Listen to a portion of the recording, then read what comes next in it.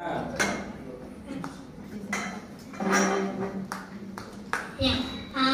terima kasih untuk waktu dan kesempatan yang diberikan. Seperti yang sudah diperkenalkan, saya Dina Noah. Saya sebagai staf khusus gubernur di dalam bidang disabilitas. Di sini saya akan sharing dengan teman-teman semua yang sudah hadir terkait dengan apa sih aksesibilitas itu, apa manfaatnya untuk teman-teman disabilitas dan kenapa harus menyediakan akses untuk mereka, begitu. Ya, di sini tadi sudah dijelaskan panjang lebar ya terkait dengan disabilitas oleh Kakak Uca. Nah, mungkin sini ada pengalaman singkat saja. Kalau dulu kan kita masih pakai istilah cacat ya, tapi karena sekarang sudah ada undang-undang baru, jadi kalau misalnya disabilitas itu atau impairment, dia lebih fokus pada fisik seseorang. Jadi bisa jadi dia karena dari lahir dia mengalami fisik yang berbeda, baik secara mental juga bisa, baik bisa dari secara lahir ataupun karena kecelakaan atau karena sakit sehingga dia mengalami satu perbedaan. Sedangkan kalau untuk disabilitas di mana kondisi dia bertemu dengan suatu hambatan sehingga membuat dia menjadi disabilitas. Sebenarnya dari kondisi fisiknya dia itu tidak apa-apa, tetapi karena ketemu dengan hambatan makanya dia jadi disabilitas. Nah, ini contohnya. Jadi keterbatasan fungsi tubuh ketika ketemu dengan suatu hambatan maka dia disebut dengan disabilitas. Tapi kalau misalnya dia tidak mengalami hambatannya, dia bukan disabilitas, begitu. Contoh di sini kami pakai kacamata. Yang atas dongle rambut, ya coba lepas kacamata. Mengalami hambatan kan? Berarti kan ini disabilitas, begitu. Tetapi ketika hambatan itu dihilangkan dengan memakai kacamata, bisa lihat kan? Hambatan itu dihilangkan, berarti dia menjadi mampu atau able ya, seperti yang sudah dijelaskan. Begitu pun dengan teman-teman disabilitas. Kalau ada akses yang diberikan untuk mereka, mereka juga bisa mandiri, mereka juga bisa mampu seperti orang-orang yang non disabilitas. Kita di sini tidak pakai lagi istilah cacat atau normal, tidak normal, sempurna, tidak sempurna, karena semua normal dengan caranya masing-masing. Saya normal dengan kondisi saya yang pendek, atau teman saya normal dengan berjalan dengan pakai kursi roda. Ya normalnya dia berjalan begitu, tidak ada yang beda. Yang penting kan bisa jalan, begitu. Yang tidak normal itu yang mana? Sampai di sini yang tidak normal, atau sampai di sini yang akhir sempurna. Hanya karena dia tidak punya tangan jadi dia disebut tidak sempurna. Yang sempurna ini kan kita tahu hanya Tuhan, begitu. Jadi kita tidak lagi pakai istilah cacat, normal, sempurna, sehat, tidak sehat, begitu ya. Kita pakai disabilitas atau non disabilitas. Nah, cara pandang terhadap disabilitas juga kita bisa lihat dari ada 3 cara pandang. Ada yang pertama intensity atau kasihan, berdasarkan belas kasih seseorang. Jadi ketika kita melihat penyandang disabilitas, kita merasa kasihan nih, dia begitu. Sehingga kita selalu memberikan menganggap bahwa disabilitas itu perlu dikasih bantuan. Misalnya ada kasih sembako lah, kasih uang lah, dapat lihat orang disabilitas di jalan langsung seorang kasih dia uang. Karena kan kita merasa kasihan, merasa bahwa mereka perlu untuk dikasih. Saya pernah masuk ke luar toko, pas keluar orang kasih saya uang 5.000, orang kasih saya uang 20.000. Saya bilang, saya kasih keluar uang, saya juga punya 20.000. Iya, saya tidak butuh dikasihani untuk diberi, tidak. Kami juga bisa memberi, begitu. Jadi kita jangan lihat lagi kok, misalnya dapat lihat orang-orang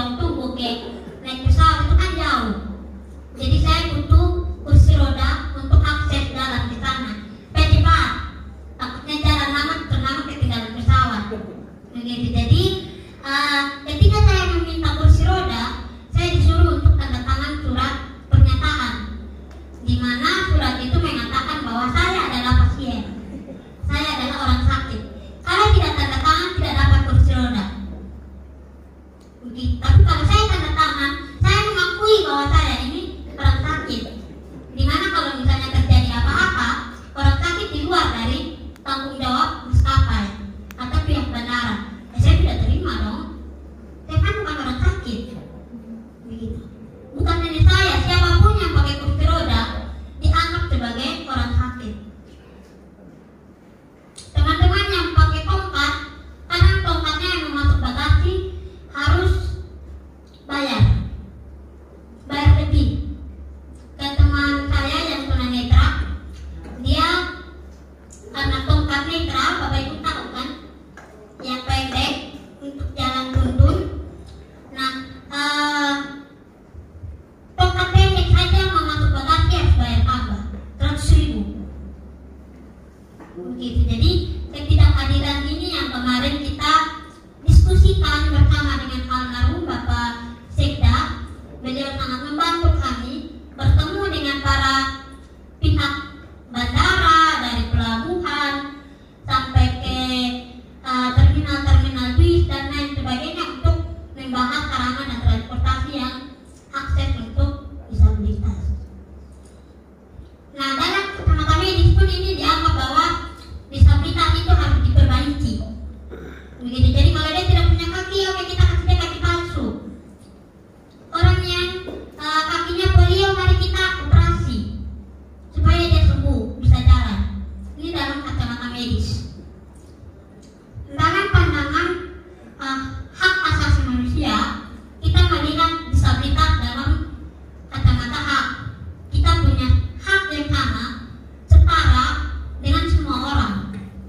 Kita juga punya hak untuk mendapatkan pendidikan, mendapatkan hak untuk mendapatkan pelayanan kesehatan, pekerjaan. Ini dalam kacamata hak asasi.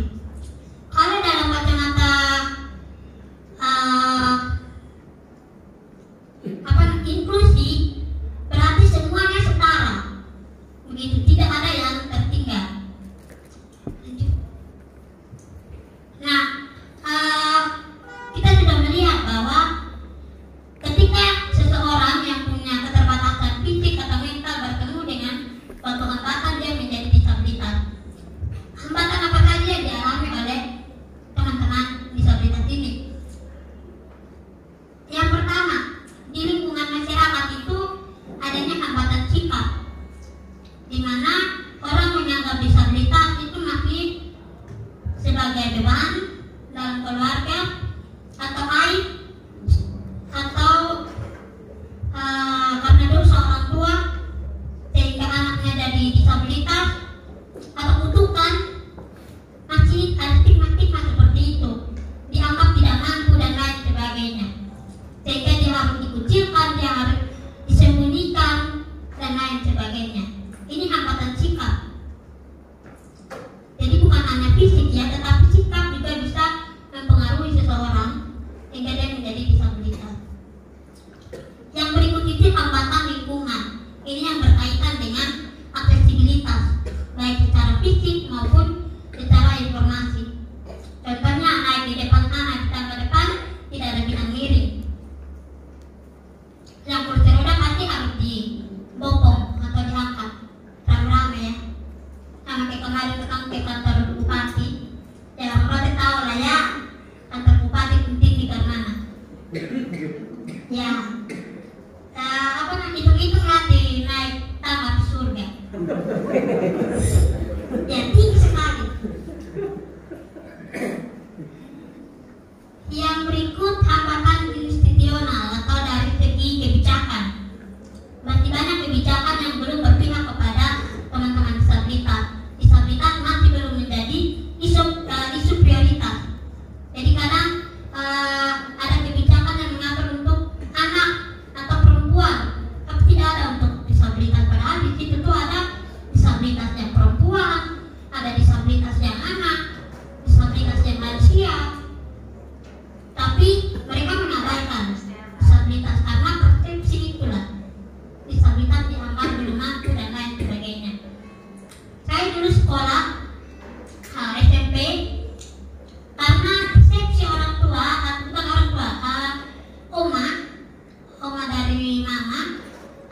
mereka menganggap bahwa disabilitas itu harus sekolah di SLB. Jadi pas SMP kelas 1 saya dimasukkan ke SLB Pembina di Pemfui. Waktu masuk, karena ini SMP kelas 1, tetapi pelajaran di sana 1 tambah 1 sama dengan 2, 2 tambah 2 sama dengan 4, A, B, C, A, I, U, E, O, I yang kita belajar SMP kelas 1. Jadi saya pernah protes ke guru, ibu kenapa kakak belajar begini? Ini kan sudah dapat di SD, kenapa ulang lagi? Begitu. Jadi ibu bilang kita harus menyesuaikan dengan anak-anak yang mental, yang intelektual. Jadi kita yang harus menyesuaikan dengan mereka. Saya tidak bisa. Saya menganggap bahwa yang disabilitas hanya fisik saya, otak saya tidak. Jadi saya memutuskan untuk pindah. Ya, di situ juga saya merasa terkurung karena ya hanya sama-sama dengan disabilitas.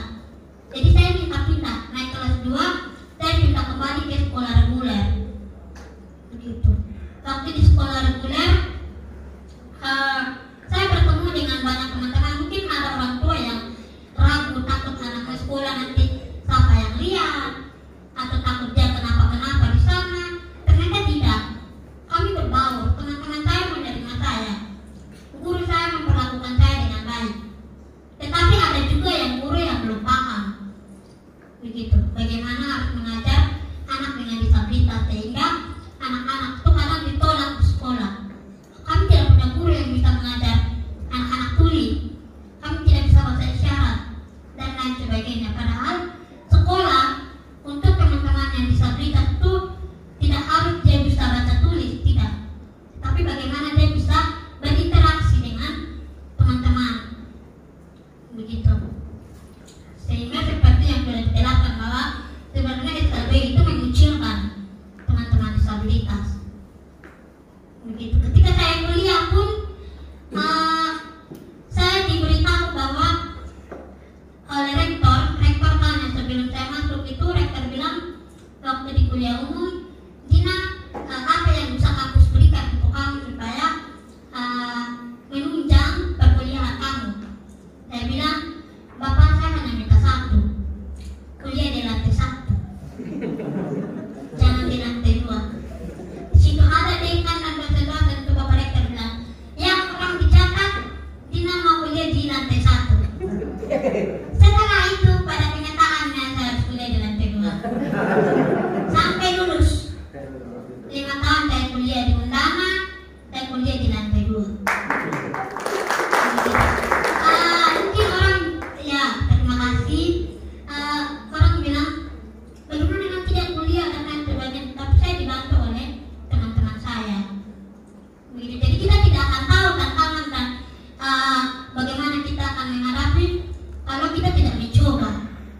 Begitu. Jadi keraguan-keraguan itu sebenarnya bisa dihadapi, cuma karena kita terlalu takut untuk membiarkan anak-anak kita keluar dari zona nyaman untuk mengembangkan potensi mereka. Kalau saya tidak kuliah, saya tidak keluar, karena saya dulu pengaruh ya. Kakak saya yang direktur garapan ini sepupu saya, dia yang bantu kasih keluar saya dari lingkungan. Karena setelah lulus SMP itu keluarga bilang sudah cukup, sudah jangan sekolah lanjut lagi. Lebih baik ya yang penting sudah bisa baca dan tulis. Saya usah lanjut SMA. Kamu punya adik ada 4, jadi biar mereka saling sekolah. Begitu. Jadi saya putus sekolah, saya tidak lanjut. Begitu. Tapi karena saya dimotivasi oleh mereka, akhirnya saya ambil paket C. Jadi hasil saya paket C baru lanjut kuliah. Saya ingin membuktikan ke orang-orang yang kemarin bilang lu tidak mampu dan lain sebagainya. Saya ingin membuktikan bahwa ketika disabilitas dikasih kesempatan dan ruang yang sama, mereka juga bisa berpartisipasi. Begitu. Lanjut, nah ini aksesibilitas yang dimaksud. Jadi aksesibilitas itu adalah sebuah sarana yang memberikan kemudahan yang disediakan untuk teman-teman disabilitas termasuk lansia, anak-anak guna mewujudkan kesamaan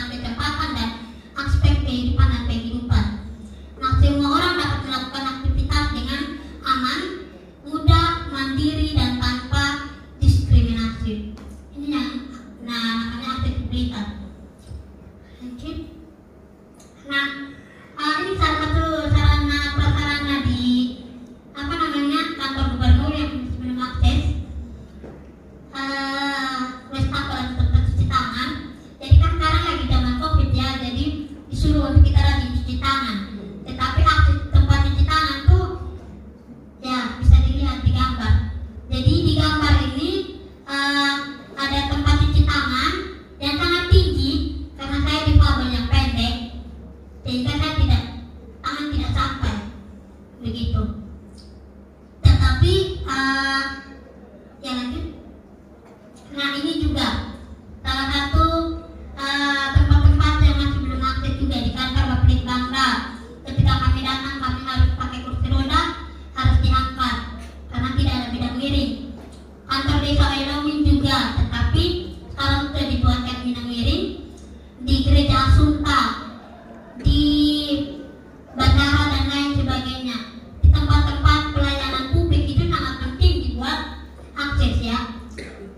Mungkin di gereja juga atau di masjid, karena banyak dari kami yang tidak ke gereja karena tidak ada akses. Bagaimana dengan pelayanan di gereja untuk teman-teman yang disabilitas berat, yang hanya tidur di rumah? Apakah gereja sudah melihat itu? Karena kami disabilitas juga butuh makanan rohani. Begitu. Apakah mereka sudah mendapatkan pelayanan CD, kasasi, perjamuan kudus? Begitu. Saya gereja di gerejanya Pak Melatok. Mungkin ada yang tahu di sini. Gerejanya juga tinggi, tangga. Jadi kalau saya capek ya saya ikut online karena tidak kuat naik tangga. Teman-teman tuli lebih kesulitan lagi karena di gereja tidak ada penerjemah bahasa isyarat. Jadi kalau tuh saya tanya mereka ke gereja itu bagaimana kalau dengar khotbah, mereka bilang kami ke gereja ini hanya sebagai rutinitas, sebagai seorang Kristen. Kami tidak tahu mereka khotbah bilang apa, kami tidak tahu mereka menyanyi bilang apa, mereka berdoa bilang apa, kami tidak tahu. Yang penting kami datang ikut liturgi dan saya pulang. Begitu.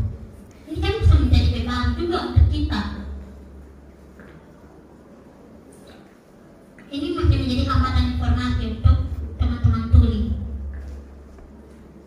Karena kasihan mereka tuh tidak tahu Tuhan Yesus itu mati disalib buat apa. Hal-hal kecil seperti itu karena mereka tidak tahu karena kurangnya akses informasi untuk mereka. Begitu. Jadi selain fisik, yang non-fisik juga sangat penting. Yang berikut, ini aksesibilitas non-fisik ya, yang seperti pelayanan, informasi, pola pikir, perilaku yang sedikit di atas. Di bandara tidak ada audio visual untuk teman-teman tuli. Jadi mereka tidak tahu ini pengumuman, ini non polis untuk penerbangan. Gimana mereka tidak tahu? Kan ketemu yang bisa mendengar ya, atau tahu. Oh ini calling untuk penerbangan ke Surabaya atau penerbangan ke Jakarta. Nah mereka tidak tahu. Begitu. Atau mungkin misalnya ada alarm bencana gempa bumi atau lain sebagainya, atau alarm kebakaran. Dan mereka tidak dengar. Nanti mereka kaget kok, ini kenapa orang lari-lari. Mereka tidak tahu itu alarm apa atau apa yang bunyi. Karena tidak ada audio visual yang menunjukkan ada suatu bunyi. Begitu. Teman-teman yang muslim, mereka tidak bisa ke masjid karena bilangnya yang kursi roda dilarang masuk ke dalam masjid karena mungkin kotor atau bagaimana. Jadi kalau masuk dia harus besok, begitu, harus merangkak, begitu. Jadi kebanyakan mereka tidak ikut ibadah raya di masjid, lebih memilih di rumah. Ini akses non-fisik atau yang di pelayanan di Bangka atau di tempat-tempat buat dukcapil, tenaga kerja dan lain sebagainya juga masih belum akses. Nah sarana yang fisik ini itu kemudahan yang dapat diberikan yang masuk atau menggunakan serta keluar dalam suatu bangunan itu dilihat, dapat dipegang, dan dapat dirasakan. Contohnya antara lain aksesibilitas pada bangunan, kendaraan, dan fisik. Jadi aksesibilitas fisik ini aksesibilitas yang dapat dilihat. Hal yang fisik itu tidak dapat dilihat, diraba, dan lain sebagainya. Nah, ini catatan dari hasil survei Ombudsman. Ini menunjukkan bahwa hanya 1,91% perangkat daerah serta di NTT yang menyediakan pelayanan khusus untuk disabilitas. 98,9% perangkat daerah tidak menyediakan layanan khusus. Bagaimana di kantor kepolisian? Kalau misalnya ada difabel yang melapor karena kekerasan seksual, apakah ada pelayanan untuk mereka yang tidak bisa bicara, tidak bisa mendengar? Bagaimana pelayanan untuk mereka?